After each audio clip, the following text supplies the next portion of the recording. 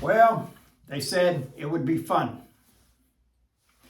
They said work your own hours, be your own boss. They said it was going to be fun. There's a lot in the fucking brochure they don't talk about having to do with entrepreneur, being a hustler, an opportunist, having rental property. And a lot of the people would tell you that don't work on your properties, keep hiring it out. I get it, and once you get to a certain point and you're making enough money, that's a great thing to do. However, I'm still at a point where I like to stack the cash, and so I do a lot of my work myself. Well, we've had a cold snap here in Pensacola and had some busted pipes. And so, one or two things. Either call the plumber, pay $1.25, $1.50 an hour, or you do it yourself. I'll go ahead and do it myself and save that money. So that's what we ended up doing. Now, I say all of this that one of the coolest things happened today, okay? There's all kinds of challenges, and we're real, or not weird, but I'm real big on, like this is my daily goal weekly, okay? I get up, go read the Bible, boom, get a check mark, read self-help book, check mark. Get out of bed at least 3 times a week, no hitting the snooze button and keep on, sleeping the extra 8 minutes or whatever. I'm bad about that. So we're starting to eliminate that, creating a habit, all right? Thing about it is that whatever I don't change, I'm choosing. And what I mean by that is like, you get older. What happens with your body? It goes downhill. You can't stop that from happening. However, you can slow it down. You can start being active. You can start doing things. You can start watching what you eat. You can start, doing a number of different things. And it would really suck to work as hard as I have to get to the point of where I'm at, that something happens that I could have prevented by, just educating myself and then putting some things into action and do something different. As you can tell, I ain't rocking no 6-pack abs, okay? And I'll tell you exactly why that is. Because I'm not that good at working out. If I was better, I'd have them, all right? Same reason I'm not worth $5 million, because I'm just not that good at raising and earning money, okay? Now, if I continue to do what I'm doing, I'll get there, okay? Now, the thing though is that if I only do what I'm doing right now, I'm not going to end up getting 6-pack abs. So I'm going to have to do some things differently and add some things to my routine. But I want to talk to you about what it is that I did. Well, we just got a shower, feeling much better. Got some food warming up. I don't know if you can see all the glue still on these hands from gluing the pipe together to fix it and whatnot. But we're going to end up having to replumb this place because it was done in what they call CPVC, and it's a great product in a pinch. However, it is not conducive for cold weather. It is extremely brittle, and what ends up happening is the water freezes, fans, if somebody doesn't run the water. So that's what ended up happening. The other thing that I think I'm going to start doing is running the hot water for the supply line for the commode. And hopefully that will cut down the chance of it freezing, because it's not going to run unless you're flushing it every so often, and that's not reasonable. We all got to sleep, and so somebody's not going to sit there and keep flushing the toilet. And then I got home this evening, and I really wanted to go and I don't know about celebrate this milestone that I'm going to tell you about, but I was just thinking, man, I want a big hamburger. Oh, I'd love to go get a Whataburger. They got the best hamburgers in town. I really wanted to go get a steak. Oh man, a pizza. Yeah, that's what I want, a pizza. And all of those were real appetizing, and I'd love to. And I think tomorrow I got the day off, and so I'm going to go to a Thai restaurant and get some Thai food tomorrow for lunch. Looking forward to that. Got an appointment with the chiropractor, going to get a massage, then get an adjustment. It can't be happening too soon, especially, man, when you are crawling underneath houses, you are using muscles that you never knew existed. And unfortunately, I was in a situation where I had to do a whole lot of digging and throwing the dirt underneath the house to get it to the point where I could scoot and get close enough to this area and then be able to work on it with tools and everything. And it just really, really sucks. And, and then you got your arms way out and you get leverage with, cutters, and then you can't use the cutters because it's smashing the pipes. And then you got to get the Sawzall out, but then you don't have any leverage on it, and it just keeps bouncing on the guard, really not cutting or anything like that. The list goes on and on and on. We got it done, okay? So then, I got to put it on the list, and it's going to get replumbed within the next couple of weeks. Just one of those things. So,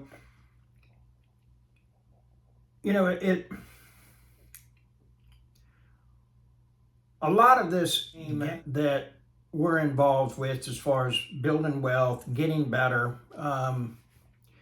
it requires two things: focus and discipline.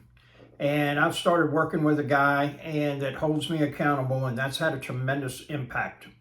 And then I have started, actually it was 75 days ago.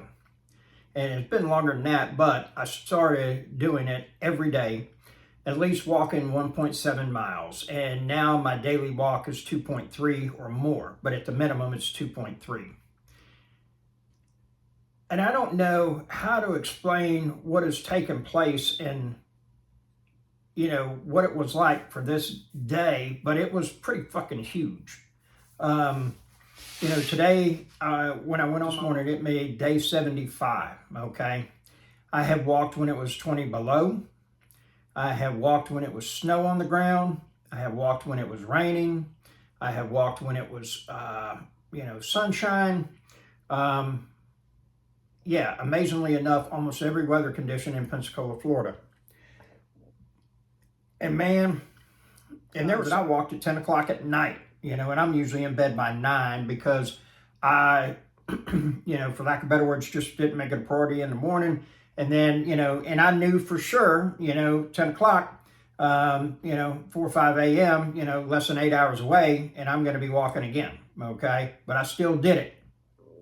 I was committed, all right? I kept my eye on what the goal was, and I remained disciplined, doing it day in, day out, regardless of the condition. Now, I'm not saying this is a feat, okay? Because I know this one cat, he's like worked out every day for 1,550 days in a row, all right? Extremely impressive. I think it's that, or maybe it's 1,300 and something, but it's almost like 3 or 4 years, okay?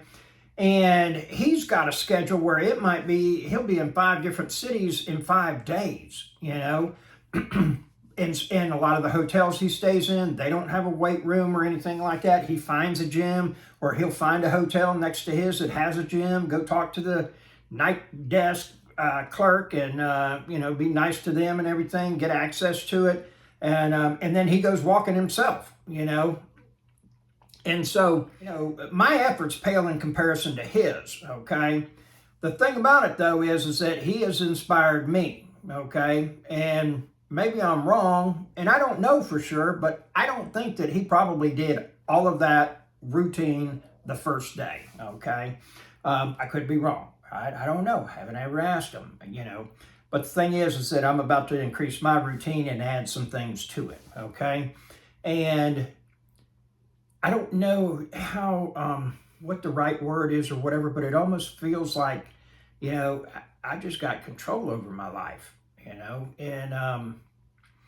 I look at it and it's like, that right there is, virtually 2.5 months solid. Every day I did the same thing, so it's been huge. It's been a good day. And even though I've been underneath that house and then had problems and this and that and everything, and, it was, whatever could have gone wrong did go wrong almost and everything like that. But, it makes me appreciate the days when, nothing does go wrong and everything is good. And those days do happen, and they're not just for everybody else, favor ain't fair, and I'll take mine every time that the good Lord blesses me with it. And my thing for you is this.